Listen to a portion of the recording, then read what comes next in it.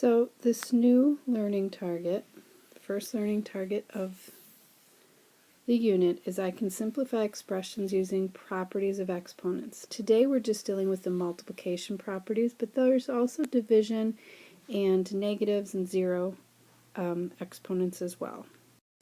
There are three main properties that have to do with the multiplication when it comes to exponents.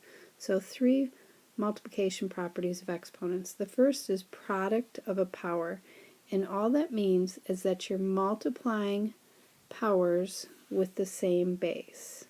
You're multiplying powers with the same base. So let's see what happens when you're multiplying powers with the same base, because remember, we're all about shortcuts. So this first one, explain why or show why the following statements are true. So I'm telling you that x to the third times x squared is x to the fifth, but why does that work? X times x is the x to the third part, and then we're multiplying it by two more x's, x times x. So now we have 1, 2, 3, 4, 5 factors of x, so it's x to the fifth. Remember, the base tells us what the factors are, and the exponent tells us how many there are. So y to the fourth times y to the third. Y to the fourth, y times y times y times y times 3 more y's. So now I have y to the seventh. So it works every time. So what is the shortcut? So this is 2 times 2 times 2 times 5 more 2's, so it's 2 to the 8th. So look what's happening with the exponent. What's the shortcut?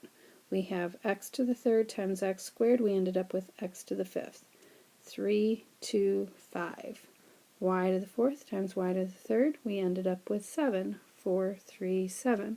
So every time when you're multiplying two powers with the same base, we see why this works. You add the exponents. So a to the m times a to the m, the base is the same, so you add the exponents. It would be m plus n. So when you're multiplying two powers with the same base, add the exponents. So let's do some quick examples. Here I see that my bases are the same, so I can just add the exponents. So the base stays the same, and 6 plus 7 is 13. We certainly could have written it out, a times a times a, 6 of them times 7 more of them, but it's so much easier just to add. So when you're multiplying powers with the same base, you add. Now be careful here because it doesn't look like anything, but if we left it x to the fourth, we wouldn't have this extra factor of x. So it's x to the fifth, because if there isn't an exponent, remember we assume it is 1. This one, be careful, x to the third times y to the sixth. Are the bases the same? No. So the only thing we can do to simplify, and is put them together without a multiplication symbol. So it's not really simplified if it still has this multiplication symbol. So one more time, if you're multiplying powers with the same base, you add the exponents. Alright, second property. This one is called power of a power, and it just means that we're taking a power of another power. So we're raising a power to another power. So it looks something like this, where there's a power raised to another exponent. So again, let's dissect this and see why 2 to the third raised to the second power is 2 to the sixth. So 2 to the third means 2 times 2, 2 to the third times 2 to the third. So our base is 2 to the third, and we have 2 of them. Each 2 to the third means 2 times 2 times 2. So we do that 2 times, and we come up with our 6 factors of 2. So 2 to the third times 2 to the third, or we could, once we got to this step, we could use the last property that we learned, power of a product, and we could add our exponents. So here we have 3 squared 2 times. So 3 squared times 3 squared. 3 squared times 3 squared means 3 times 3 times 3 times 3. So we have 4 factors of 3. 5 to the third squared, 5 to the third, times 5 to the third. And then we could write each one out. And when in doubt, write it out. If you get stuck, write it out. So we have our 6 factors. So again, look at how the exponents are related. 3, 2, we end up with 6. 2, 2, we end up with 4. 3, 2, we end up with 6. In each case, we multiply. So the rule is, when you're raising a power to a power, you multiply the exponents. So a to the m raised to the n would be a to the mn. Raising a power to another power, you multiply the exponents. So let's do a few more examples. Alright, so this first example is pretty easy. X to the 4th squared. Remember, that means x to the 4th times x to the 4th. And then we could write both of those longhand, but we know the shortcut is just multiplying, keeping the base the same and multiplying the exponents. 4 times 2 is 8. 5 looks pretty complicated, but it's not. We're just going to leave that negative 3 in the parentheses. Here's my power to a power. 3 times 2 is 6. And then, if it's in simplest form, it does not have parentheses. So we need to get rid of the parentheses. Remember, we have learned that if you have an even exponent with a negative factor, it is going to become positive. So this is 3, positive 3 to the 6th. And then we could simplify that further. Alright, 6 is tricky. Everything that we've been working with, I haven't talked about this vocabulary, but it's called, they're binomials. Binomial is a single term. Binomial. There isn't any addition or subtraction. And the rules that we're talking about today pertain to binomials only, where there's no addition or subtraction. We'll get to those in a different unit. So here you can have this as your base, and here's my powers. So remember, if you're raising a power to a power, you can multiply. So I have k plus 2 raised to the power of a power you multiply, so raised to the 8th. But that's as far as you can go. You can't go any further, you have to stop here. The last multiplication property that we're going to talk about today is power of a product. This means you're raising a product or a multiplication problem to a power. So you have a multiplication problem and you're raising it to a certain power. So for example, 2 times 3 raised to the 3rd power. We could do 2 times 3 3 times. So times 2 times 3 times 2 times 3. And then the commutative property allows us to switch the order. So I can put all my 2's next to each other. So 2 times 2 times 2 times 3 times 3 times 3. So now I have 3 factors of 2 and 3 factors of 3. So I'll just do one more with you. Let's do this one, 6 times 5 squared. So 6 times 5 times 6 times 5. So here's my 6 times 5 squared. And I can rearrange to put like numbers next to each other using the commutative property.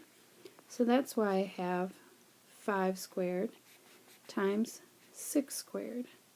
So basically what this property, the rule is telling us, when raising a product or a multiplication problem to a power, you can quote-unquote distribute out, because that's how I think of it. You distribute out